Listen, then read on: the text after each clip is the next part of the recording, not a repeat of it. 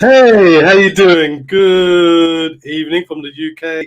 Good afternoon, right? And TJ, Good what's good morning from the West Coast. It's oh 10 wow. a.m. Yeah. Good morning from the Pacific time. How you doing, guys? This is Universal Recovery. I'm Saf, and as always, here's TJ Woodward. How you doing, TJ? Saf, I'm doing great. It's a new year, a new opportunity to talk about what matters. And I'm really grateful that we get to do this to talk about, to be in conversation about how we can all live our best life. You know, there's such a focus on it. I know we talked about it last week in the show. So always Yeah. grateful and happy to be here. No, well, likewise, TJ. We were speaking off air that in the UK, and I wonder if it's in Europe. In the UK, we have every January we have a thing called Dry January. And I believe you don't have that in the US. And We definitely do not have that in the US. I don't know that there's any focus on that countrywide, that's for sure.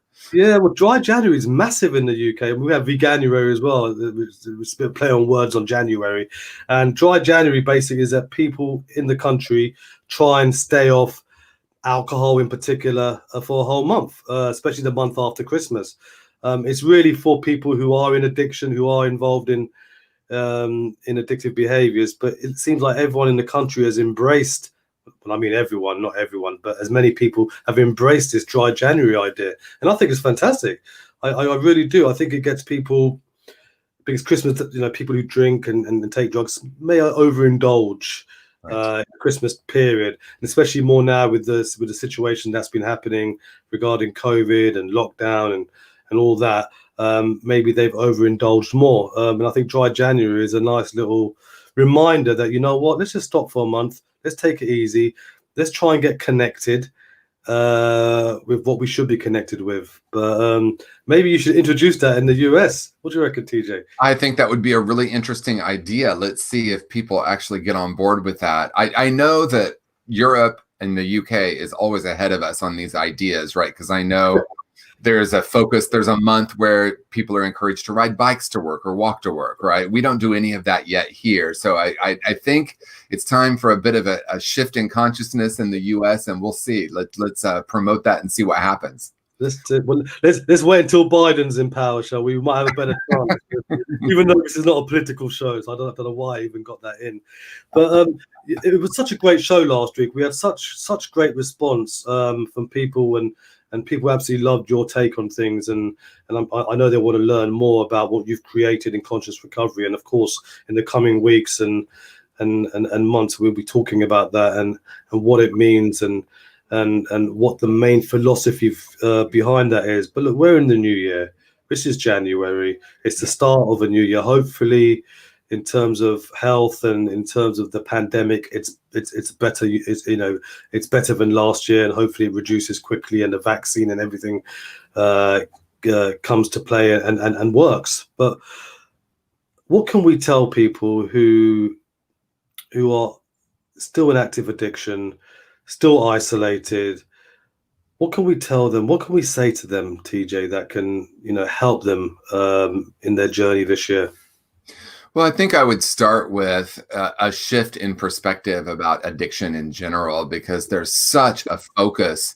You know, you and I were talking before the show started. In some countries, it's criminalized, really. And even in the US, a lot of drug use, drug possession is still criminalized. So there's been a very strong focus on addiction being bad or wrong. And so my encouragement would be to maybe take a moment and shift that perspective and ask yourself what's brilliant about your addiction. And in conscious recovery, I call addiction a brilliant strategy. Not necessarily because it's continuing to be brilliant, but because it once was. And that's a big shift, right? So not going into blame and shame about your addiction, but asking yourself some questions about it, starting with, in what ways did it serve me really well in the beginning? So that particular shift, I think, is really an important thing, because I think the shame of addiction keeps the addiction alive, right? And that happens culturally, it happens in family systems, and it certainly happens with individuals feeling bad or wrong about their addiction. So I'd start with that. Yeah, I mean, we say brilliant strategy. I mean, others may say it as a coping mechanism, and it more or less, I think, means the same thing. But at the time, you don't realize it's a strategy or a coping mechanism. Well, I didn't.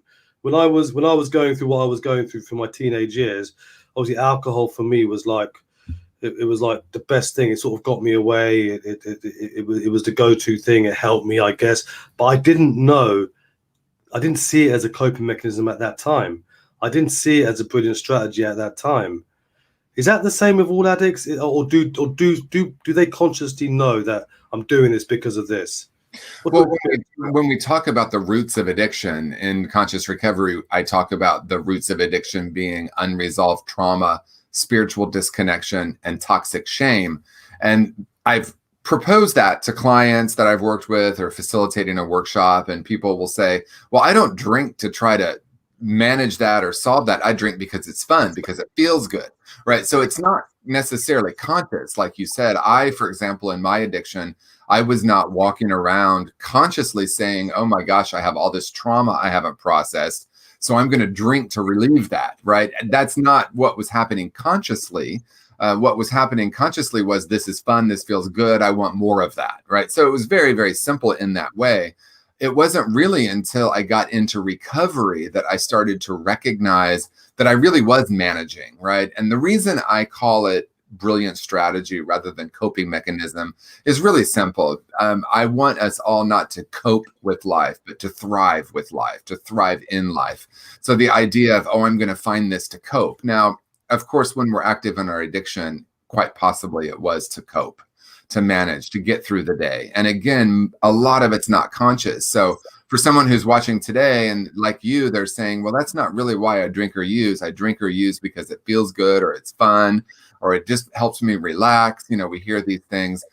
The invitation is to look a little deeper and ask, I think this dry January is an interesting opportunity, because it's not just about not drinking for the month. It's about noticing what happens when I don't drink for a month, right? What comes up, what's there, right? And then maybe we can get in touch with what some of the underlying issues are. Definitely so. And but the funny thing is, when I was in active addiction, dry January was still here. I never I never took advantage of dry January, and that's why it's quite ironic that the people who actually do get involved with dry January are people who don't seem to have a problem with alcohol and drugs. They just want to have a little break. So I think the reason for it is it sort of works against. I've got a couple of comments very, very quickly. I'm not sure who this is from. It says Facebook user. If you want to identify your name, we can give you a shout out. It says, hi guys, so agree with connecting. And Scott, who's a fellow co-creator of Spirituality Gone Wild, he says, great show, gents. So yeah, thank you. Keep your messages coming. So when we say brilliant strategy, and I'm just asking the questions what people may be asking. Yeah. Does it make it right? It doesn't make it right. It doesn't make it wrong. And there is such a strong focus just in our consciousness on planet Earth in good, bad, right, wrong. Many of us, of course, on some level, it's important, right? It's important to teach our kids not to run out into traffic. But it's not really like what happens, and this is important stuff, what happens is when we say that's wrong, a lot of times, especially as a little kid, we'll personalize that. Oh, I'm wrong because I just did that. And then we move it into shame. And so if we can take the good, bad, right, wrong out of it, we can start asking someone about their own addiction. Because here's the very, very simply said, and this is a new year. And so if you've made a New Year's resolution, or if you're someone who sets intentions, this might be helpful. We don't change habits based on what we don't want. We change habits based on what we do want. And so when we say, oh, I just don't want to drink this way anymore, I just don't want to use this way anymore, I don't want to be hungover anymore, all of those things we might say, I think that has a very, very short shelf life. I can't imagine that even working for a month. It might work for a day or two. Whoa, that was painful. We need to shift, in my experience, to what we do want. What do we want to create? So how does that relate to brilliant strategy? If I say, even if I call it a coping mechanism, there could be shame attached to that. Oh, something was wrong with me and I was coping. And if I say to someone, tell me about your addiction. Was it once brilliant? Did it actually help you? We take the wrongness out of it, and then the person can start to say, what do I really want? because, I work with clients, I'll just give like a scenario, right? Like a 23-year-old young person who's trying to differentiate from their family. They've been drinking and using since they were a teenager. And so many people around them are saying, you need to stop, you need to quit. That's wrong. You're bad for that. They might not be using those words, but that can be the message. And so for a recovery model to come in and say the same thing, I think doesn't really serve someone. But if we come in, Saf, you and I, and say, wow, maybe drinking and using was brilliant once. How did it help you? How did it serve you? And then the person can start to say, yeah, it did have some brilliant aspects. And now it's not working in the way it once did. And then if that person can get in touch with what they really want, we can shift gears, because it's not about drinking and using. It's about what is underneath that. And ultimately, recovery to me is about discovering more purpose in our life and really getting in touch with what do I want and how do I step into that. Exactly that. And this is the same with all addictions, all addictive behaviors.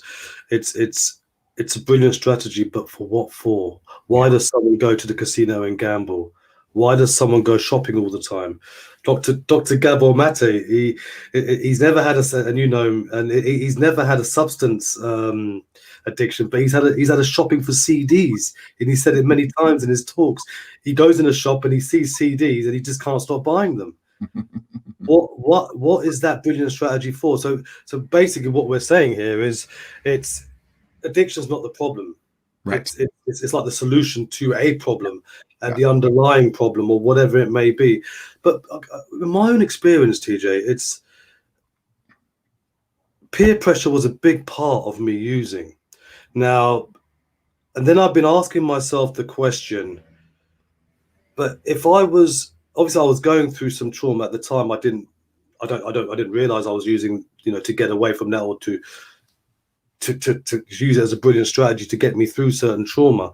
But it started off with peer pressure, and I look back at that and I think, yes, it was a strategy to get through that. And the reason why I sort of bowed down to the peer pressure is because I wanted to be accepted in some way, and I used the pressure from the people I was around, because they were doing it, to maybe subconsciously hope that the trauma or the abuse that I was experiencing would lessen, because I'm doing something that they're doing. Can you relate to that, or can you understand that? Yeah. Oh, absolutely. So if we take a broad definition of addiction, right? And in some ways, I don't even like that word, because that word has so much weight to it. There are certain words that people will immediately have a lot of preconceived ideas. So I like to take a much broader approach. And that is very, very simply, if I am wanting to connect with or use something, and I'll emphasize the word use, something or someone outside of me to feel better. Now, of course, we all do that, right? We watch TV to relax. We do things that are outside of ourselves. We have friends because we like the feeling that we get from them. I think when it crosses over to an addiction for me is when I think there are two qualities. One, I find myself not really able to stop the behavior, even though consciously I'm trying. There's something about that.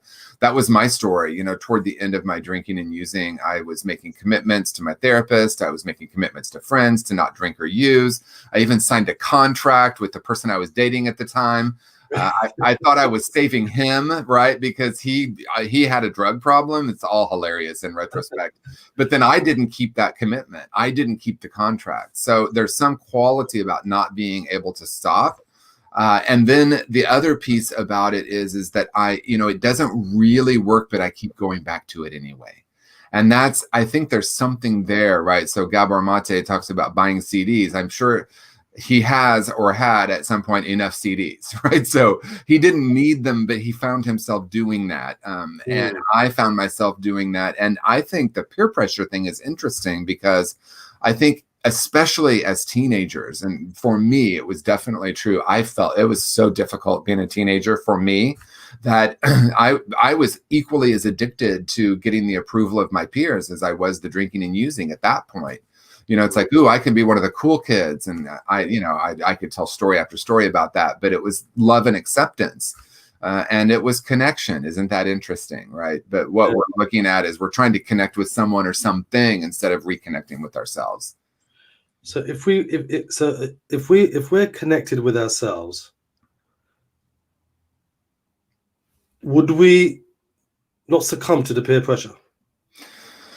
That's a really fascinating question. You know, a person came to mind. I won't name them, but I have a good friend who we got sober together, and her daughter was born after she was sober. And my friend is just a beautiful, beautiful person. And she was such an incredible mother. And I remember thinking, this is going to be interesting to watch what happens with this kind of parenting, because, you know, this child received messages like, you're whole and perfect the way you are. You are a beautiful being of light. I mean, these were the messages she got. She grew up in a unity community where she got that from her peers. And I was very fascinated. Like, I want to watch this person grow up and see what happens. And she did grow into this adult that, to me, feels very, very connected with herself. So I don't know if her teenage years were painful. I wasn't really there during that. I imagine for all of us on some level it is. But I'm going to guess that she didn't have that same sense of, I feel broken, I feel empty, and I'm trying to find a friend or a relationship or someone or something to feel complete. I don't think she had that as much. And so that was a long answer, but the short answer is yes. The more connected I am with myself, the less I'm going to want or need that from the world. Yeah, exactly. I mean, and I put my own children in this situation. My son goes to a school where, and he's going to be 18 this year, and unfortunately, so many people at his age are either drinking excessively or smoking copious amounts of cannabis. Yeah. Right. But he doesn't do it. Now, if I was in his position, like I did it. So I'm thinking, is there two reasons here? One, because he's seen his father do it and he doesn't want to go down that same road. Right. Or is it two, that he is connected with himself? Yeah. And it's very interesting to see. I mean, and when I ask him, he goes, I don't want to do it. I won't do it.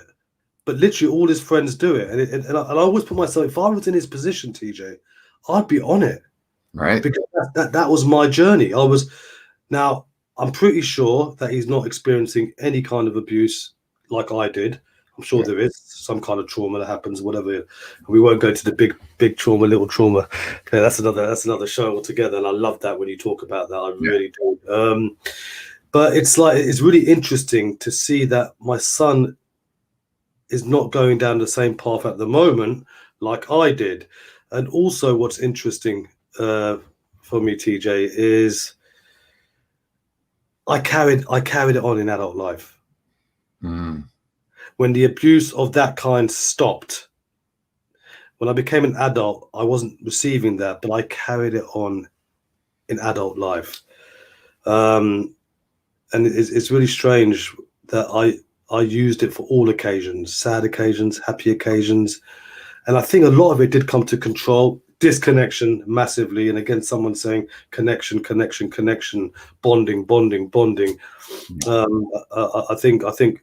I think there's some, I don't know if it was yourself, TJ, or was it someone else who said, let's not call it addiction. Let's call it bonding. Was it you who said that, TJ? No, and I love that. That's beautiful.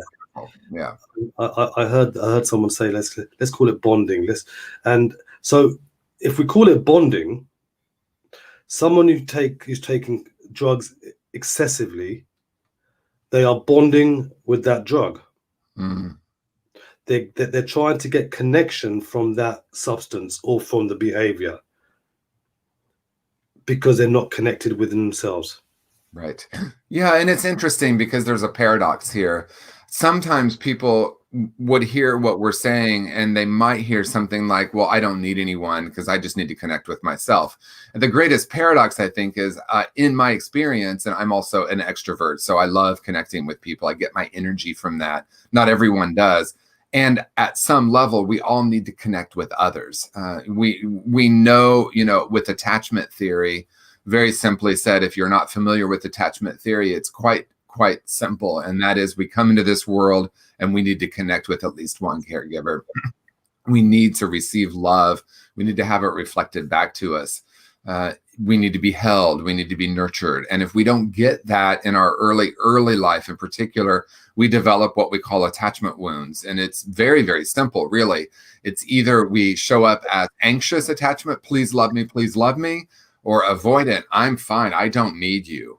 Or like some of us, and this is true for me, it's anxious and avoidant, right? Please come here, please go away. Please come here, please go away. The only reason I'm bringing that up is if we don't feel that love and connection early in life, or for some people, they have an incredibly loving home and then their parents get divorced, or they have a deep bond with their mother and she dies, right? So there are traumatic experiences that happen. Even if we did get that love and connection, it might get severed. So why am I talking about this? If that happens early in life, then there's this wound that needs healed, but it doesn't really get healed outside of us. So, for example, if we have the anxious attachment, we're going to be trying to find love everywhere we go, and then we can become addicted, dependent.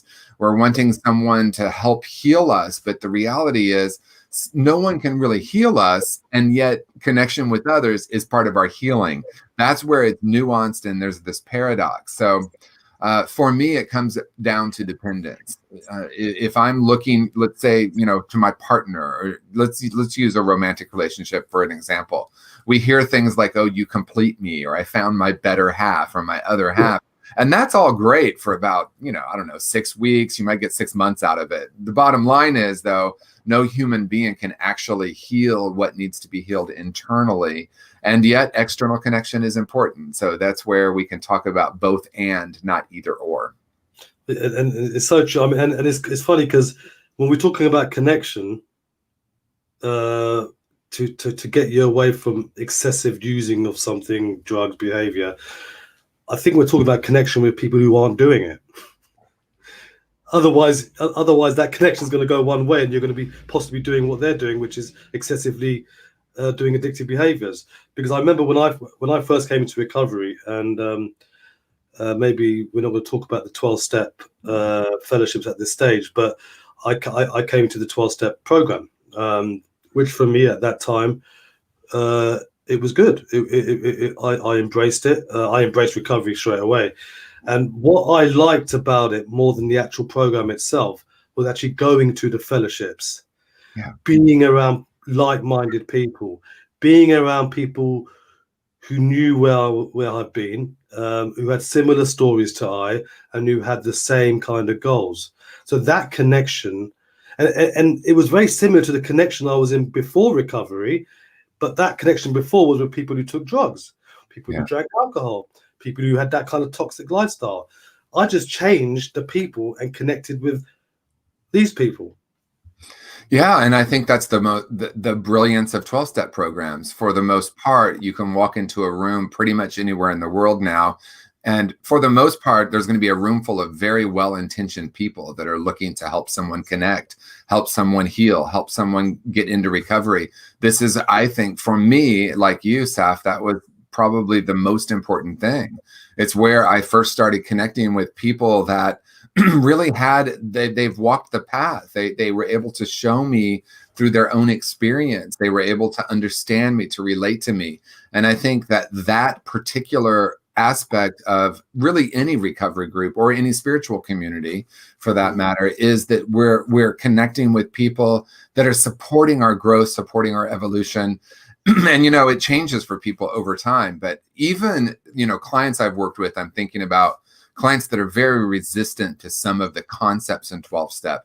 They still go because they love that they have a built-in community of people that, they have this sober posse, and it's really, really important. So I've worked with people that say, well, I don't really love all of the concepts, but I do love going to the meetings and connecting with people and having this group of friends.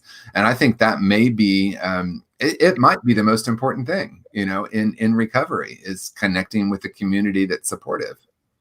Yeah. And I think in addition to that, connecting with family members, I think that was massive with me.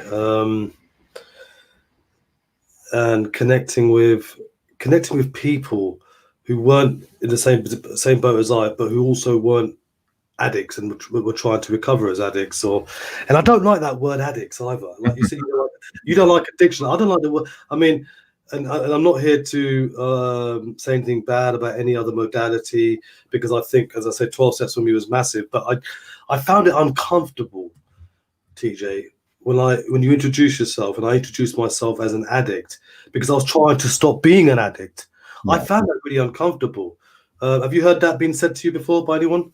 Yeah. And I mean, there was definitely a point in my recovery when I chose to no longer say that. You know, once I really understood through really my exploration in Eastern thought and in New Thought, I realized the power of intention, the power of words, the energy of those words, and the declaration quality of the I am, right? I am whole and perfect. I am unharmable, which we could talk about, right? Those words, being able to affirm those words were really important. So this is what I'll say about that, because people often ask me this question and they already kind of know the answer, right? It's kind of obvious in that I don't want to declare I am anything I don't want to create, because I'm going to recreate that. So in my experience, I think it might be important in the beginning for someone. And as a matter of fact, I remember 1 week sober. I remember, Saf, like it was yesterday. I was sitting on my sofa in my little apartment in Dallas, and I had the moment, oh my gosh, I'm an alcoholic. And I just broke down crying. I broke down crying because I felt relief. Oh, I finally realized this is what's been going on for me. Now, that for me wasn't something I wanted to continue saying for long. I don't want to continue to affirm that. For some people, not an important conversation. It's not, I don't understand why we'd be talking about it. For others, this is vital. It's like, I'm not going to affirm that for myself, about myself, or about anyone else. So I don't use the term alcoholic or addict for myself or anyone else at this point.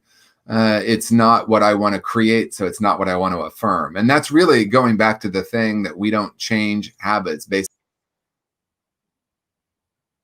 Oh, TJ has just cut out. He was getting to such an important part there as well, and I was really engrossed in him. But look, we'll wait for TJ to come back. He's obviously got some connection problems, and it's quite funny that we're talking about connection as well today, and we can use it as a paradox. When you're not connected, everything can just go off, and that's exactly what has just happened. The connection is a connection issue right there, and TJ is no longer with us. I know it's a total different thing as compared to human connection and compared to technology connection, but I think the principle is there, right? When there's a problem with connection, with regards to technology, you're out of here. When there's a problem with connection as humanity, as human beings, you're out of here. Once we get connected with each other, once we get connected with like-minded people, with family, with friends, with ourselves, intrinsically and extrinsically, but not rely on extrinsic factors, but get connected within ourselves, then, only then, we have a chance. We have a chance to live a life of fulfillment, a life of happiness, a life of serenity. And I think serenity, when I first came into recovery, serenity was probably the biggest part of my recovery, because for the first time in my life, I had peace. I had peace from looking behind my back to see if anyone was following me. I had peace from paranoia, because drink and drugs definitely took me down that road of paranoia. I had peace and serenity from the police, because I was always looking to see if the police are following me. I was always looking to see if someone was following me. I had peace and serenity from owing money to dealers. All this just came to a halt. So there was no debts, there was no police, there was no violence, there was no gangster stuff, there was no... The serenity just came straight away. And with that serenity, I started connecting with the people that could help me with my journey, the people, family and friends, the people who are like-minded. So hence I did go to the fellowships, which did help.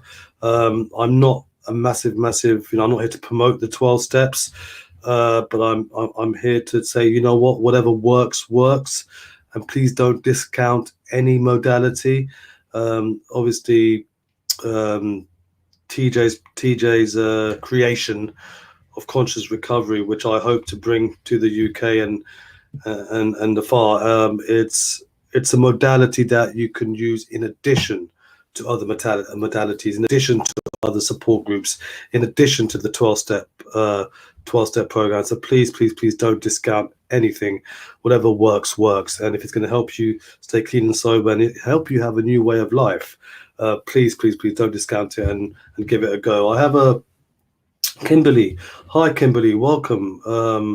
Welcome to the show. And I'm just reading your message. And if I can share it, it says, I need this today. I had a major relapse over Christmas. I'm going to get back connected with myself, and healing new sobriety date is the 27th of December, 2020. Well, already there's a few days there already. So fantastic. And welcome back. Welcome back. I think the most important thing is please don't beat yourself up about it. If that's what you're doing, it's very common. If you did, I know I did, but that keeps you in that rut. It keeps you in that phase. It keeps you in that situation. It's very important to look at the both sides. Yeah, as TJ mentioned earlier, some people call it coping mechanism, but we'd rather not say that. We would rather say a brilliant strategy. What was the reason why you did it? What was good about it? Why did you go down that road to actually have a drink or have a drug, whatever it may be? What was missing in your life at that time during Christmas? Was it the Christmas festive spirit? Was it because of the isolation? Was it because of sadness? Was it because something happened to you that you couldn't deal with? What was it? Have a look at that. Let's explore that together. And then we can, once we've identified the underlying issues or the reason why, it could be a memory from the past. We could also look at it on a cellular level, which is something completely different, and that'll be a total different show. But yeah, I mean, there's so many things. So it's all about connection. And see, this is what I'm saying. Now TJ is back because we are connected again. So I'm going to bring him back to the stream. Hi, TJ. and you know what? You going was, and you know where I went with that. I said we're talking about connection. Let's look at it on on a technology level. That's right. We got disconnected. The connection was disturbed, and you went. It was gone. It was over. Yes. And now you're connected again, and we're back again. Whilst you were away, Kimberly, who's one of our regulars, and I've welcomed her, and I've said my take on her. Firstly, not to beat herself up about it, but her message reads as, I need this today. I had a major relapse over Christmas. I'm going to get back connected with myself and healing. And the healing. New sobriety date is the 27th of December, 2020. And I said, I started talking about try and be connected again, look at the problems, why it was a brilliant strategy, what was missing at the time. Was it the festive spirit? Was it something that sad happened? Were you dealing with something from the past or whatever it was? Could you please give your take on that? Because the last thing I want her or anyone to do if they've relapsed is beat themselves up about it, because that's not the answer, is it? Yeah, and there are two things that come to mind. One, and I don't know who said this, I like to give credit when I use a quote, but unfortunately I don't remember who said it. The master knows that looking forward, there are endless possibilities. Looking back, there is one. In other words, it happened, right? And I think there's a tendency, as Steph said, to either beat ourselves up or even trying to dissect it or what happened and move into that. And there's a quality about, okay, now let's move forward to the endless possibilities. And the other thing, Kimberly, that I think, of course, is important that Saf said is to be gentle with ourselves. I look at it like, I like really simple scenarios and examples. And I remember I was an integral part of raising my nephew when he was really young. So from 0 to 5, he was pretty in my life a lot. And I remember in the toddler stages, and in some ways I look at addiction as that, right? This toddler that's having this incredible emotional experience. And what I realized is if I would get down on his level and simply be present with him, those what we would call meltdowns, right? In our culture, meltdowns would subside. There was something about simply being present with him. And so I started realizing, wow, a lot of us believe, and this may not be true for you, Kimberly. It was absolutely true for me. I believed that if I were to be gentle and loving with myself, I wouldn't be able to, either stay in recovery. There was a quality about self-judgment and criticism that I thought was useful. And when I look at a small child, it's so obvious to me that love and compassion and open-heartedness will actually help rather than judgment or criticism. I grew up with one of my parents that was hypercritical, just to name it. And so I noticed that when I would have situations, now, when I was in recovery, once I was in recovery, I didn't have the experience of relapse, but I do remember, like I talked about earlier in the show, every Wednesday committing to my therapist to stay sober and getting through Wednesday night, and then starting drinking every Thursday, and then a game on by Friday. So I have the experience of the shame that I kept experiencing because oh, I can't believe there's something wrong with me. I told her I wasn't going to drink, and here I am drinking, and then I would drink more. And so at some point, I started to realize something so profound and so simple. Self-love and compassion will help me change more than self-criticism or judgment. So connecting with people that are compassionate and then being loving and compassionate with yourself is paramount. I think that's the number one thing. Well, yeah. And she's replied very quickly, and she said, she carries on saying, my family has always tough love, and it made me worse. Yeah, because what's this idea of tough love? Those two, I don't think those two are congruent. Now, I understand when a parent or a loved one says, enough, I need to pull myself out of this situation. But this idea that came around, God, I don't know, Seth, if you remember, there was like the tough love movement, and there was a documentary about it. And it was this idea that we could be, harsh with someone and, use toughness to help them change. I don't think it works. I'm just going to name it. I just don't think it works. Most of us who have addiction, and we might even go even further to say most human beings have we're carrying some degree of shame. We have some message there's something broken or wrong with us. And I see that more pronounced with those of us who have had addiction issues. So tough love, the idea of that is actually bringing more shame. And shame is something that breeds addiction because it's too painful to live in this feeling of brokenness. So I agree with you, Kimberly. Tough love never helped me. It never worked for me. What really worked are some really beautiful beings that came in and said, I love you just the way you are. Because ultimately getting in touch with what we really want, and that's what I would ask you, Kimberly, at this moment, what do you really want, to get in touch with that? And then what are the steps I need to take, and who do I need to connect with in order to move that direction?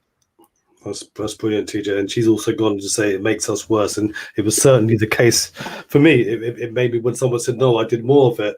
But there's a flip side to that coin. If we don't show, and then maybe there is a difference between discipline and tough love. I don't know. But if my kid comes up to me and he's doing drink and he's taking drugs, and if I keep on saying no, no, no, no, no, and if you do this, you're going to bring tough love to him, he's probably going to carry on doing it.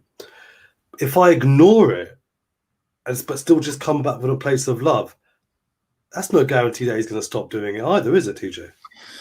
So this is a story that I've heard multiple times. And again, I don't know the source of it, but there is someplace in Africa, there's a tribe in Africa where when someone does something that they consider to be wrong, steals something, does something that is in most of our accepted norm would be something wrong. Rather than punishing them, they put them in the middle of a circle, and everyone wraps around them and sends them love and kindness and talks about all the wonderful things that they are and who they are, and focuses only on loving them and offering them the positive affirmations until the person gets it.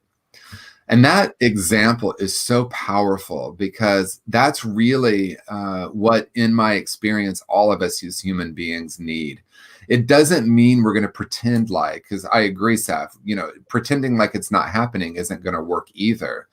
But even this idea that we've created around interventions, and I know this is changing, so I want to be clear, but the old school interventions would be, we get a room full of loved ones in the room, and then we tell the person all the ways they've hurt us. And then we go on to say, I love you, but if you don't go to treatment, I'm going to withhold my love from you. Now, we don't use those words, but that's the overall energy of it. And I think that's an antiquated paradigm that doesn't really work. What would it be like to say, we love you and we're here for you? Now, I understand, and I want to be clear, we're not talking about moving into what traditionally we call codependency. If I'm in a relationship with someone that's drinking and using, and it's not something that works for me, it's okay for me to leave, right? Boundaries, we should do a show on boundaries sometime, Saf, because most of the time we think boundaries are for other people. You can't do this. You cannot cross this line. Otherwise, you're crossing my boundary, and there's going to be a result, or there's going to be repercussion. Boundaries, if we use that word, which I don't, and we'll bookmark that for another show maybe, but it's for me. I'm not going to cross this line. I'm not going to do this because I know what happens when I do. So if I have a loved one who's in an active addiction and it's not okay for me, it's also okay for me to leave, or okay for me to set some parameters for myself. I'm not saying everything that you're doing is okay. Oh, I'm just here to love you, in that way of not, looking at what I really want or need. But there is a quality of loving the person that has the addiction, or ourselves in our addiction, that I think brings about profound change rather than the judgment.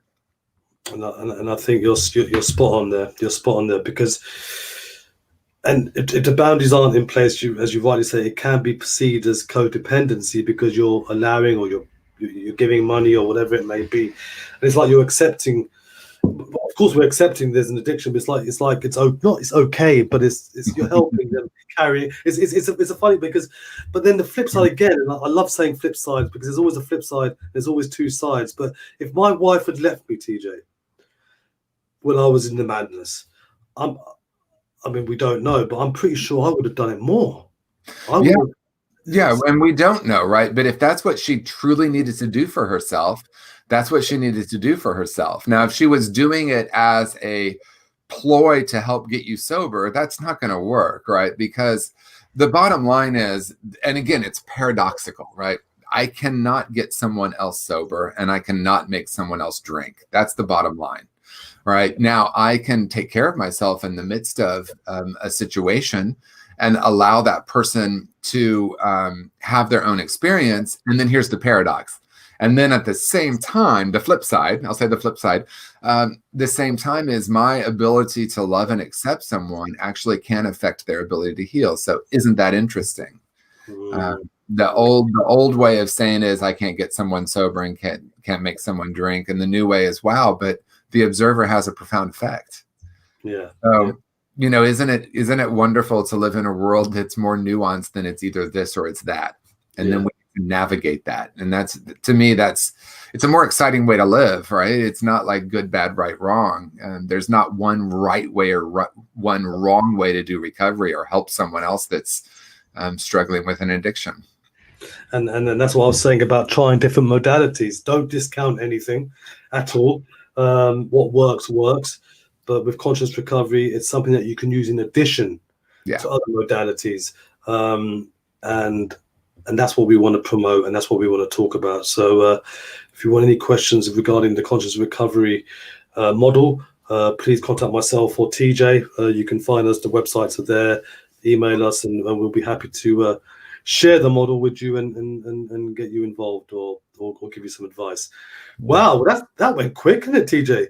It sure did. We lost connection for a little while, but once we got connected again with each other, beautiful. Yeah, and we just trust that it's perfect. Yeah. Okay. I must have needed to jump off for a minute for whatever reason. Exactly. Well, it gave me a chance to say something which I may not have been saying, and it was. I started talking more about connection. And today we have been talking about connection. We've been talking about love, We've been talking about acceptance. So we've covered quite a few things today. And Kimberly, get in touch with me or TJ if you need any help or just want to have a chat. You're welcome. She's saying thank you, and she's saying love as well. Get in touch with us. Most important thing is don't beat yourself up. Let's move forward, and let's move forward together. Thank you again, TJ. Thank you very much. Thank you, Seth. And I know I'm not here next Tuesday, but we'll see you in 2 weeks. In 2 weeks, yeah. The show will still go on next Tuesday, guys. So please come and join us. I might try and have a very special guest. Ooh. I don't know who yet, but TJ might give me the guest, actually. I was going to ask TJ, TJ, have you got anyone for me? But I do. Yeah? We'll have some fun. Thanks again, TJ, as always. Have a great week. And I'll see you in a couple of weeks, if not before. Thank you. Thanks, guys. This has been Universal Recovery. Until the next time, stay safe. Okay. Reach out. Reaching out is a big thing, isn't it? But we'll talk about that. Reaching out and boundaries next time. But yeah, God bless. Take care. Bye.